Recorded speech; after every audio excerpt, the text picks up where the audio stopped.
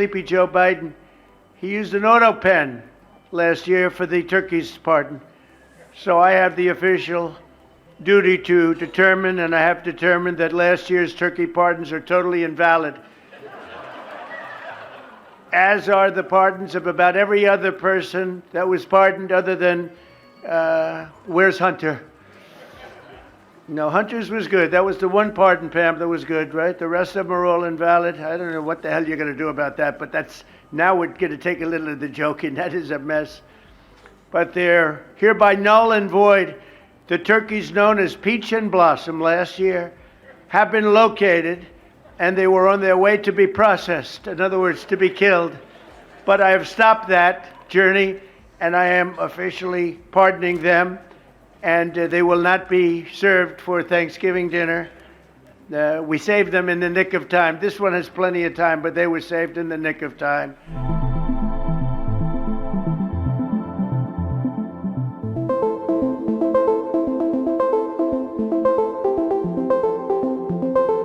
Donald Trump's also announced that he's cancelling executive orders signed using Joe Biden's auto pen. He posted on Truth Social any document signed by Sleepy Joe Biden with the auto pen, which was approximately 92% of them, is hereby terminated and of no further force or effect. I'm hereby cancelling all executive orders and anything else that was not directly signed by crooked Joe Biden, because the people who operated the auto pen did so illegally. Now, there's a bit of a dispute around whether Trump can actually do this. Legal analysts have disputed the validity of Trump's argument, arguing that the auto pen signatures are valid. But Republicans argue that the Biden auto pen presidency is one of the biggest political scandals in history. John, can I get your assessment? Well, the auto pen scandal, there's no question about the fact that Joe Biden, I think for the entire 4 years of his presidential term, really had very little idea what was going on. It was just being propped up by the people around him. You saw it on one video after another. He was not all there. No. I think that was a huge scandal. The auto pens are just one part of it. But I would make a much more fundamental point, Gabriella, and that is that Donald Trump can revoke Joe Biden's executive orders at will, not just the ones with the auto pen.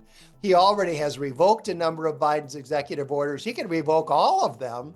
One president can't bind the next president with an executive order. The thing that he can't undo is the pardons that Joe Biden gave. Joe Biden pardoned his family, pardoned Anthony Fauci, pardoned a number of people.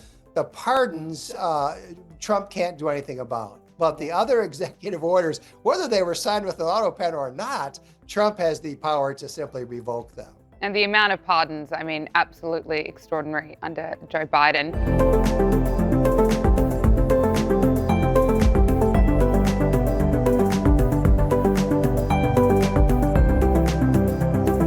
Now, while everyone's been losing their minds over Trump's immigration comments, again, he's now having to play this other game as well, and he has just played another card, I think, to short-circuit what's going on here.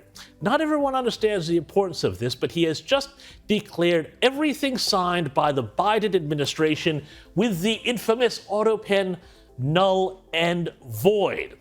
Now, the legalities of that, I don't know. How does that work? But the fact is that he has done it. Well, it does two things. It suddenly makes the left's complaints about Trump's legitimacy seem like nothing compared to whatever was happening back in the days of the Biden administration, but it also means he is taking aim at the people who were pardoned by Joe Biden or the Joe Biden White House, including folks like Anthony Fauci, General Mark Milley, and the whole January 6th committee.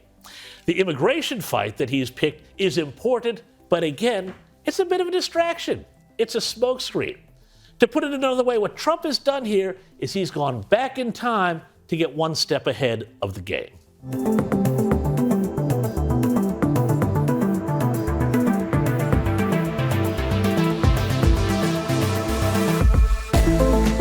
CJ, let's talk about the fake news. And I know I put you through a lot of crazy left-wing media, and I'm sorry for it, but this is wild. The stories that the media are running with at the moment. The New York Times has been pushing a story claiming that there are signs of fatigue when it comes to Donald Trump. I mean, what a load of BS. White House Press Secretary Caroline Leavitt has blasted the New York Times correspondent, Katie Rogers, for this. And if you want to look at someone struggling with fatigue, let's look at Joe Biden.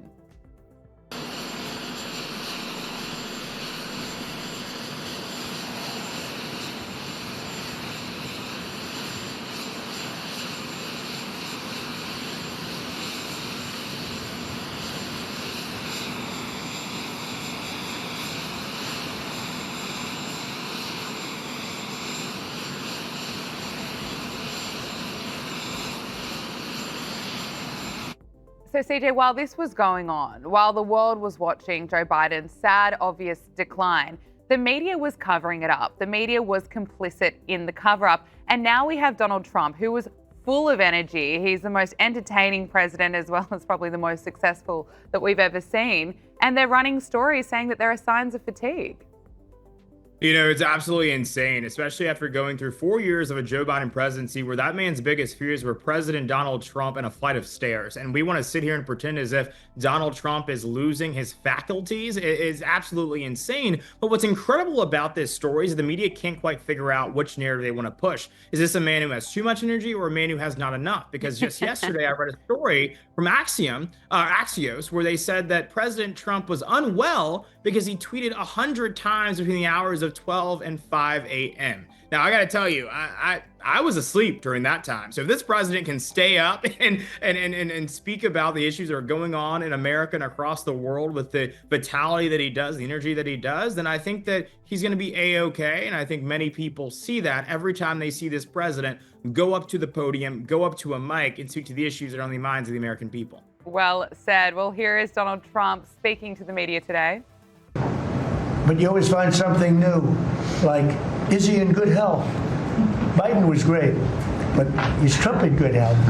I sit here, I do 4 news conferences a day. I ask questions from very intelligent lunatics, you people. I give the right answers. There's never a scandal, there's never a problem. I give you answers that solve your little problems. You go back and you can't find anything, but you do stories about Biden was in wonderful health. The guy didn't do a news conference for 8 months. If I go one day, I had one day where I didn't do a news conference, there's something wrong with the president. He is right. I mean, he will hold long press conferences, he'll bring camera operators and reporters into cabinet meetings for hours, give so much access, and it's not enough.